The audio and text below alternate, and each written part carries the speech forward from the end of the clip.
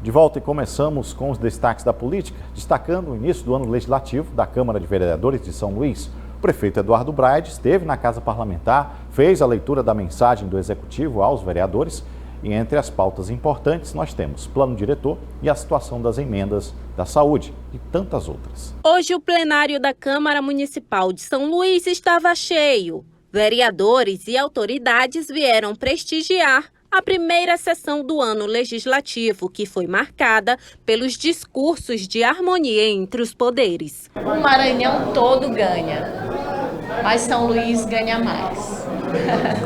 Porque São Luís tem uma Câmara grande, é de uma população muito grande e é o coração, né, do Maranhão, onde os problemas acontecem mais, onde fervilha a população, né? Então, a gente está aqui também fazendo essa parceria com o nosso presidente, trazendo a nossa mensagem de parabéns ao companheiro Paulo Vitor. Lógico, a Câmara Municipal de São Luís, ela recebe a mensagem do prefeito, sobretudo destaca a harmonia entre os poderes, o poder legislativo municipal, o poder legislativo estadual, o poder executivo estadual. Nós estamos sob liderança do governador Carlos Brandão e essa liderança é pensando diretamente no povo, diretamente na ponta.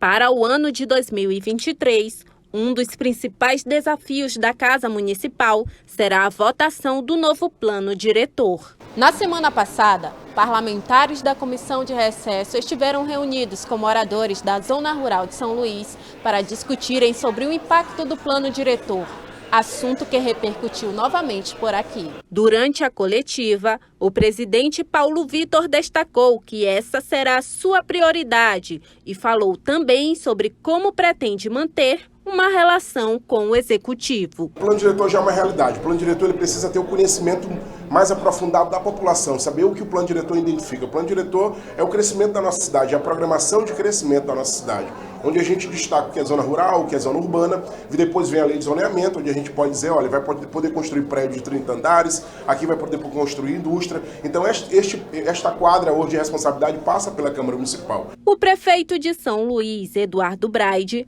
também compareceu na solenidade que marcou o início das atividades na Câmara. Assim como os demais, ele falou sobre a harmonia entre os poderes e citou a votação da Lei Orçamentária Anual como um exemplo. Lembrando que a LOA deveria ter sido votada em 2022, mas os vereadores só conseguiram votar no mês passado. Eu tenho certeza que quanto mais diálogo, mais harmonia nós tivermos, Prefeitura, Câmara Municipal, Legislativo Municipal, Poder Executivo Municipal, quem ganha é a população. Nós temos matérias importantíssimas que serão debatidas aqui na Câmara Municipal. Eu destaco a questão do plano diretor, que é fundamental para o crescimento ordenado da cidade, sustentável, mas acima de tudo, para a geração de milhares de empregos na cidade de São Luís. O prefeito destacou ainda a votação do plano diretor e falou sobre como fica a sua relação no PSD, partido do qual faz parte e em que a senadora Elisiane Gama se filiou recentemente. Nós vivemos em uma democracia. Em qualquer partido é comum você ter pessoas de diversos pensamentos. Não é diferente no PSD. Eu tive a oportunidade, inclusive antes da filiação, conversar com a senadora Elisiane Gama, falando da importância da vinda dela para o partido. Conversei com o presidente Gilberto Kassab. Eu acho que é isso que leva ao crescimento de qualquer partido. Discussão das ideias, discussão daquilo que deve ser melhor. Agora, um ponto que é fundamental é o bem da cidade. Todo mundo trabalhando para o bem da cidade, quem ganha é a população. Participação de Marcos Saldanha, seus comentários da área da política. Saldanha, a gente viu aí, começou os trabalhos na Câmara e com uma figura inusitada, né? O prefeito Eduardo Braide, que não tinha ali a grande presença na Câmara, agora está lá na casa. Pois é, duas coisas que a gente diz e repete muito aqui, Hugo, é que termina uma eleição e começa outra. E a eleição que vem pela frente, no ano que vem, é a eleição municipal.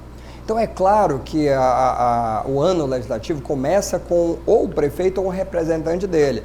E esse ano ele não abriu mão de que ele estivesse lá. Mas você vê, por outro lado, também a presença do governo, né? Muitos personagens ali do PSB, do PCdoB, eles estavam ali, né? Deputados federais, deputado estadual, presidente da Assembleia, né? O provável futuro líder da bancada, né, o Márcio Gerra. Então, mostra o interesse e o foco que a Câmara vai ter, porque a eleição que vem, ela é municipal. O próprio Paulo Vitor, né, que não só é diretor, como garantiu, num provável afastamento, que não perde o cargo. O jogo que está sendo jogado de agora para frente é visando o que a gente vai ter, tanto na Câmara Municipal, como principalmente no Executivo Municipal.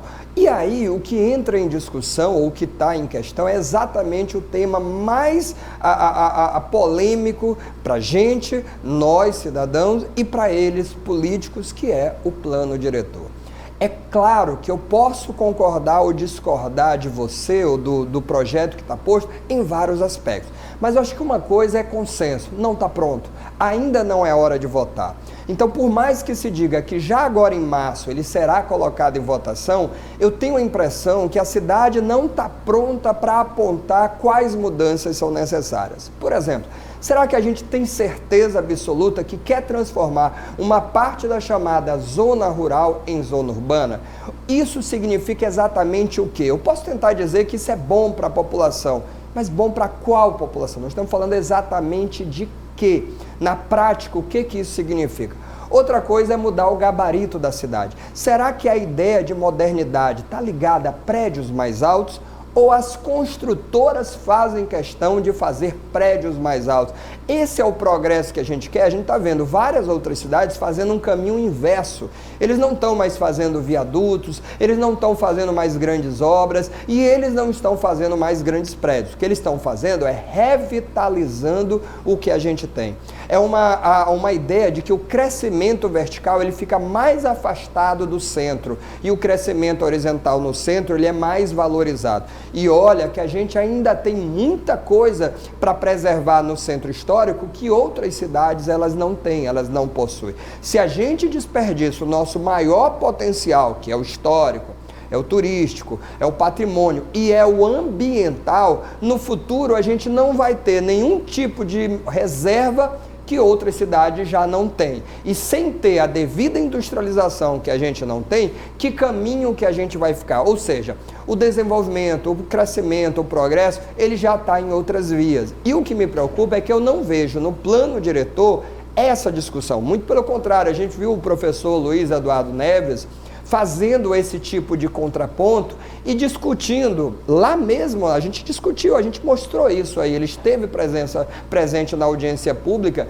que foi na sessão extraordinária, e colocou exatamente esses pontos. Mas a Câmara parece que tem pressa, e a dúvida que fica é pressa por quê, para quê, ou pior, para quem, né? Quem exatamente sai ganhando com essa votação assodada como está sendo feito? É um ditado que os mais velhos, minha avó, a sua avó provavelmente dizia, na dúvida, espere, não faça, não é? Quantas vezes você ouviu isso? Se você não tem certeza, não está convicto, não é? Prudência. Prudência, né? Pensar aquilo que você não tem certeza, porque depois que você autoriza, depois que você muda, depois que você permite, não à toa estão lá a litorânea, as praias, as dunas, cadê tudo isso, né? Por exemplo. Então, quando você perde, não há como retroceder.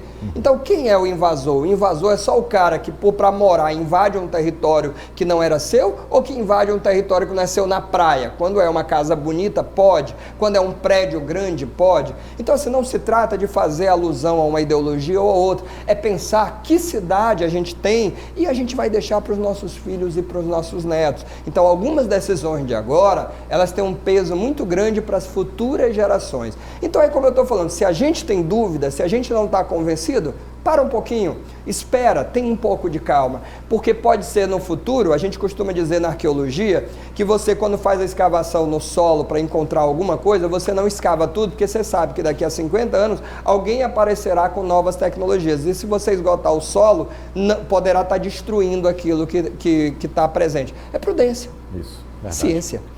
Obrigado, Claudinho. Uma ótima semana para nós todos.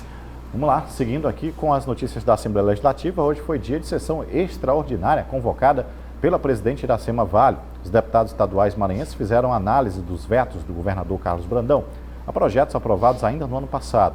De acordo com o diretor-geral da mesa, diretora da ALEMA, o senhor Braulio Martins, o objetivo da convocação é fazer a leitura, tramitação de proposições, de interesse do Poder Legislativo. Entre essas várias proposições, vários projetos de lei e muitas indicações dos novos deputados estaduais. A presença foi quase que unânime. Vale dizer que as sessões acontecem de terça a quinta, medida utilizada desde o início da pandemia e que ainda não retomou os horários de antes. Vamos seguir para o intervalo? Rapidinho, a gente volta daqui a pouquinho. Na verdade, antes a gente tem aqui informações de Brasília. Isso, informações de Brasília. Hoje o ministro da Justiça e Segurança Pública, Flávio Dino, anunciou o reforço na segurança para as áreas das terras indígenas do povo Yanomami. Nildo Costa. O ministro da Justiça e Segurança Pública, Flávio Dino, disse nesta segunda-feira que o governo iniciará nesta semana a transição da fase de assistência humanitária e fechamento do espaço aéreo na terra indígena Yanomami, em Roraima, para a fase policial de caráter coercitivo contra garimpeiros e financiadores da atividade mineral. Segundo Flávio Dino, a expectativa é que até o fim desta semana, 80% das 15 mil pessoas envolvidas com garimpo ilegal na região já tenham deixado o local.